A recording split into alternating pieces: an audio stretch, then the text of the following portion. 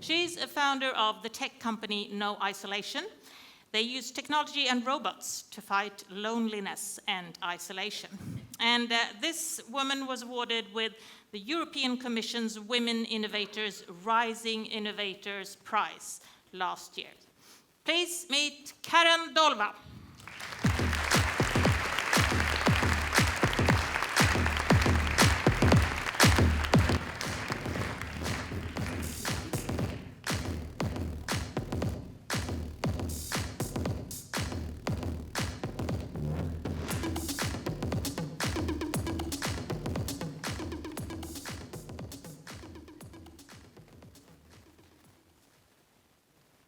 Hi everyone.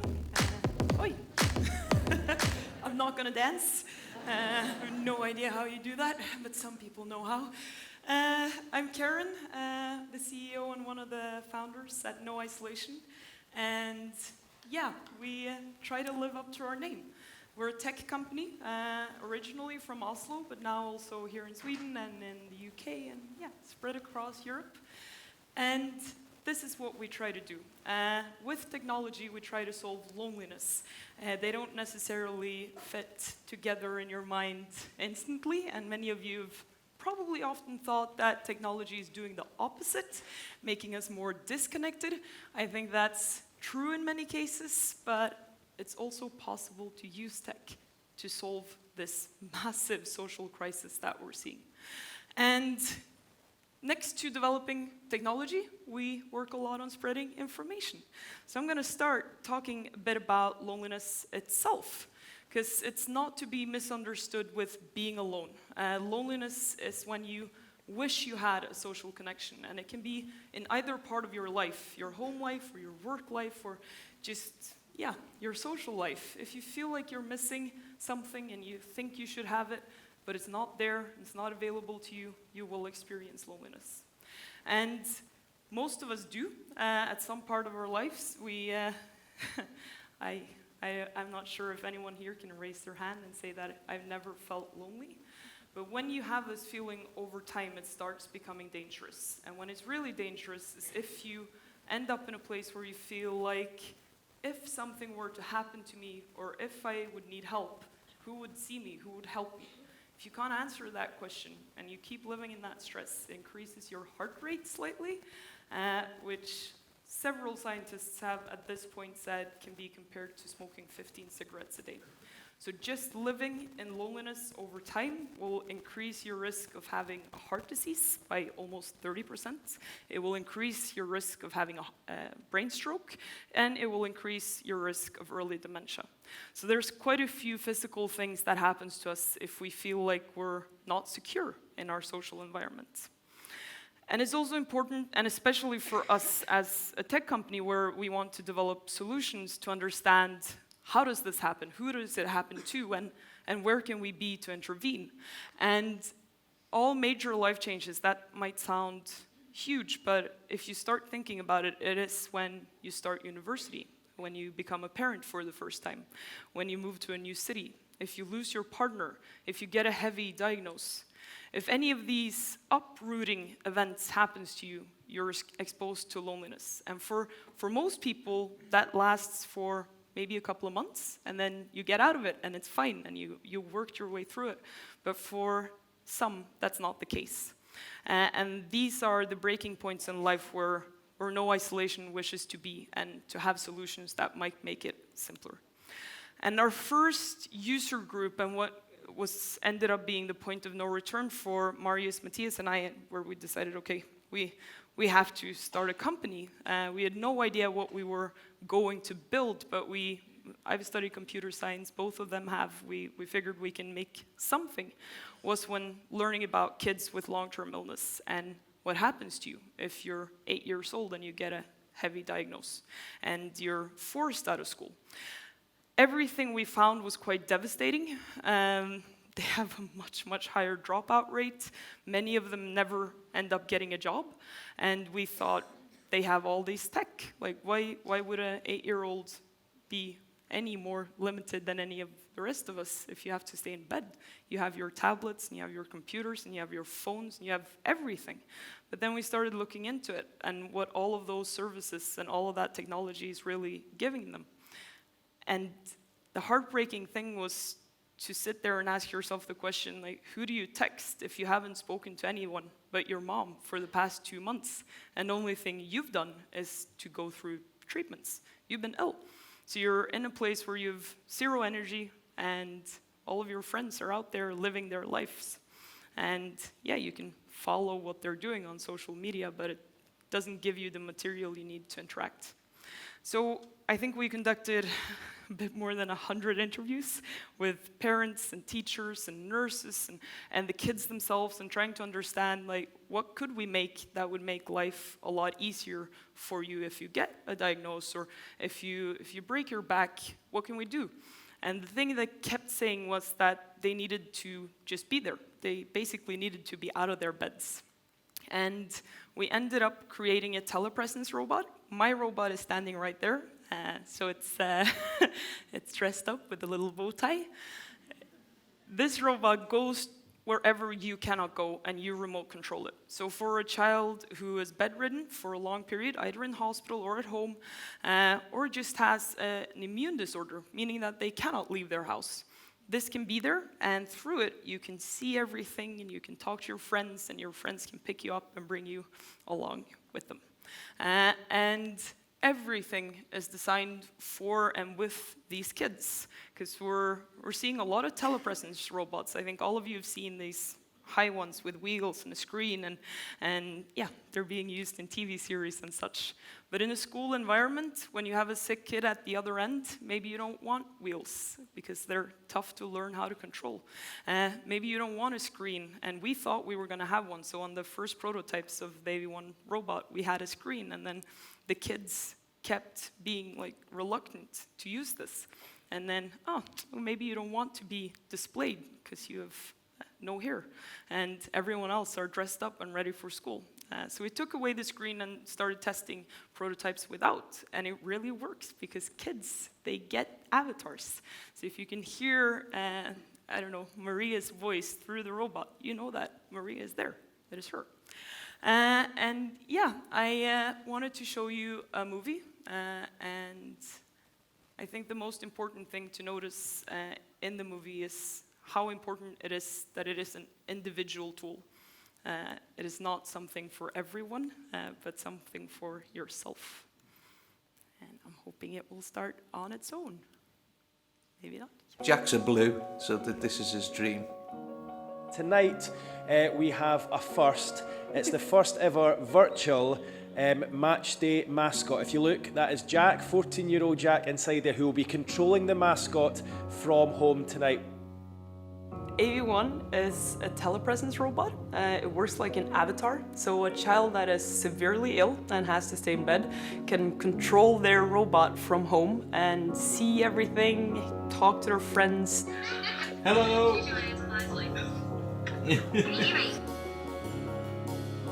Oh, I mean, Phil Jaggs, when he come and he took him and he put him under his arm, and we heard him saying, you know, let's go, Jack, come on, and then he was showing him to all the crowd and introducing him to all the other players, all the other mascots. It was just, I did get a bit choked up because it was just amazing. And that is the virtual mascot experience that 14-year-old Jack McLinden will be now seeing at his home in Walton. It's a new technique, and I believe it will really catch on.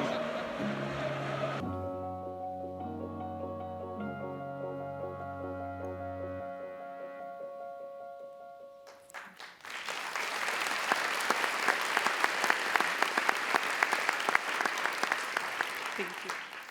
So for Jack, it mattered that this wasn't a television match. It was him. He got to go into the wardrobe. He got to talk to the players. He got to be there.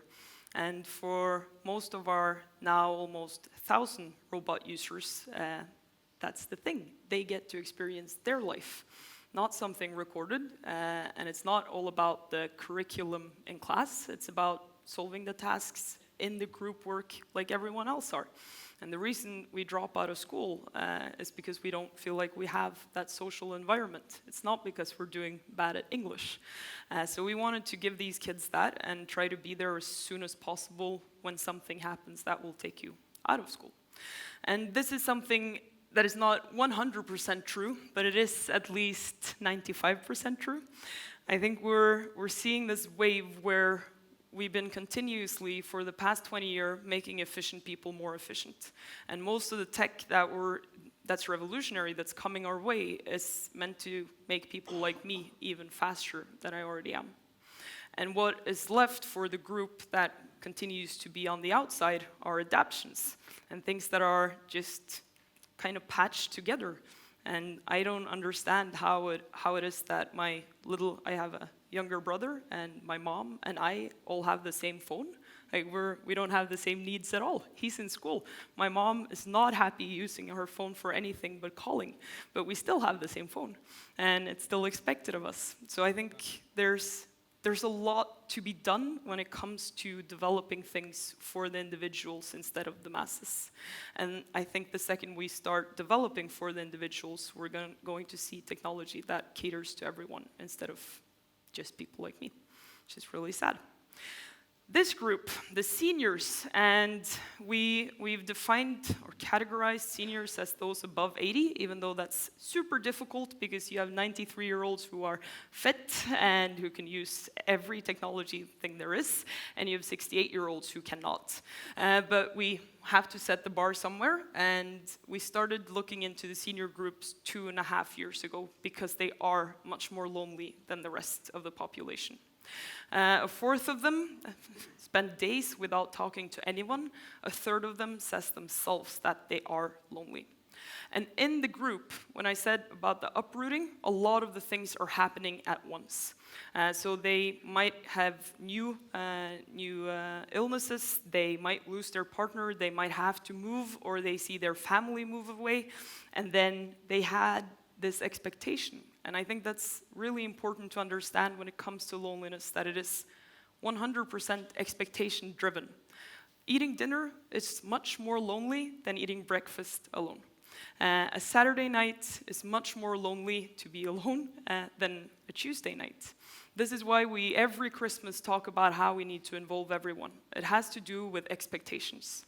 And also a fun fact, a grandmother in Spain will be more lonely than a grandmother in the Nordics if she's getting the same amount of contact with her family. And we believe it is because she thought she would move into a house with her entire family, a generation house where she would have her own flat. But here in the Nordics, that hasn't been the expectation. And when that expectation isn't met, it's devastating. So it's everything to do with what we hope for, and what the senior group is hoping for is not this huge network, it's just consistent contact with family and loved ones. And then we're seeing family and loved ones having absolutely no time to physically meet all of these expectations, and we're seeing a tech world that's not delivering any solutions. So these are Eurostat numbers, so they're slightly better here in Sweden, but at the same time, people get older here, so you have a group that's quite similarly big. And when you're looking at 70% of those over 80 have never used video calling, even though we have tons of research saying that if you set up a proper video call between someone who knows each other, it will be super close to being in a room together. It would have solved a lot for many of us, but then it's not available. And we thought that we could do something about this and try to understand what is it with all of this tech that's just not working for the user group. And it's obviously because tablets and smartphones aren't made for those who are 85. And when we started doing research, a couple of things were quite shocking to us. This is one of the facts that just changed everything, where when you get older, your blood circulation gets poorer, leaving you with drier fingertips, resulting in touchscreens not working at all. And I think quite a few of you have probably sat next to someone you love and tried to let them use an iPad, and they've been unable to. it's the hardware's fault. It's not the person. And then you're seeing all of these apps and all of these things that are supposed to make this super easy, and a 2-year-old can use an iPad, and then you tell someone you care about who's 85 and clever and not gone at all that a 2-year-old could use this, and then they're unable to, which is, it's a horrible thing to do. But yeah, no one knew, and it's just one of the things that you have to know if you're going to develop tech for a specific group. This was the second kind of devastating thing we found when we were out trying to interview. I don't want anything, and don't worry about me, and technology is definitely not for me. So whenever we tried to place out prototypes of our senior solution, we met a group that were completely uninterested in getting technology. Almost to the extent that you would think they were traumatized. That they've tried a lot of things, they've felt stupid, and now they're just not going to. And we thought, okay, we need to make something that won't demand anything. I will literally, we're not asking you to learn or remember a single thing, and it will be impossible to make mistakes. Because for us, revolutionary technology has very little in itself to do with AI and big data and all of the flashy things that revolutionary technology can be. It just needs to work. And for some user groups, that's more than enough. So yeah. I'm going to show you our second solution, which I didn't bring today because it's actually quite huge, and it's called Comp. It's a computer, but it has one button, on, off. The button is really deep so that you can have shaky hands and still operate it. And the entire family can send grandma photos and do video calling without grandma ever having to learn anything. And it's not a touchscreen because those won't work. And it's high contrast, and you should be able to operate this even if your memory is failing you, even if you don't have eyesight left, even if you're, have zero mobility and your hearing is bad. So trying to see how can we, from the bottom and up, develop something that will actually work for a user group that has been quite often forgotten and way too often been taken way too lightly, or we're not spending enough time on understanding because we're not in the user group ourselves. And I wanted to show you this as well. And sorry about the Irish accent in this one. I was born in Ireland in a small village called Clonmaclean in the county of Laois. You had big open fields, and you played out in the fields. Yeah, you played with the neighbours' children, you fought with them as well. We used to go to the dances together, and then we'd go off on the bicycles and have fun. And it's good to have friends. Everybody needs friends. Your childhood's very important because you can always think back about it. When I first came to England in 1962, there was more letters you wrote then. Not many people had telephones years ago. And yes, it was very lonely. Missing home and missing people you had contact with. Well, it's only about 12 months ago. I think they were just looking for someone to try it out at that stage because it was quite new in the country then. I think I was the first person that got to come. It was amazing. I thought it was terrific to see you watching it all the time. It was great. I didn't feel I was struggling because you had the text messages and things like that, but the comp brought it more alive for me. There's loads of older people that can't use telephones, and I think this is amazing for anyone who's really isolated and on their own. I think it's a marvellous machine. I mean, when I come in and I see the light flashing on that, I think, oh great, someone's contacted me, they haven't forgotten me, kind of. And there was nothing on telly, I just turn on the comp and I sit here and watch it. It takes me back home and I think of different things instead of watching the telly, and times like that is very good. Loads of things happen in the family that you know nothing about, but now they're all just too eager to send you the photographs on the comp. They love doing it as well. They're getting satisfaction out of it as well as me. You'd be very lonely if your family just didn't keep in touch with you and you keep in touch with your family. And I think that's very important. To know you've been thought about at home as well, even though you're miles and miles away, that's an important thing.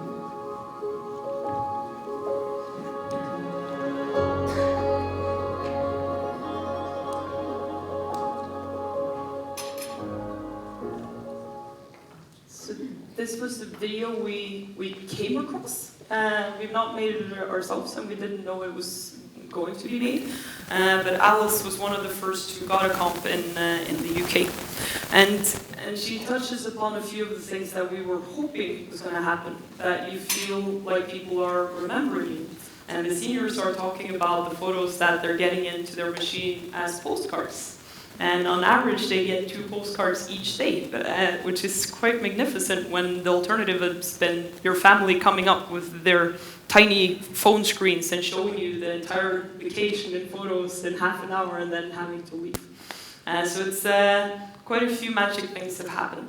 And this is my last slide, but I'm going to stay here a bit because I'm hoping that no isolation can be and help in the whole thinking around social innovation and how we can tackle problems that are diffuse and troublesome in its entirety because they're undefinable.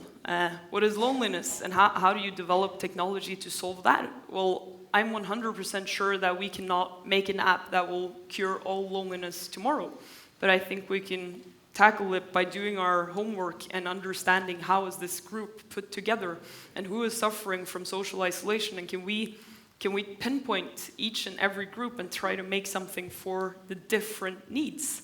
And I'm hoping that that is what we'll see in the tech sector moving forward with a lot of issues, not only loneliness, but in social differences and integration. There are so many areas where the problem itself, it's a nightmare, and how can you attack that? So I believe there is a place where tech is really helping us out, and it's the good thing that I know it can be. But I also know that it always needs to be adapted to what we need and how we want society to become. So I'm really proud that I got to speak here today, and I'm really happy that there are so many people interested in the field. And I hope you all come together and look at the biggest problems and think, well, that's solvable.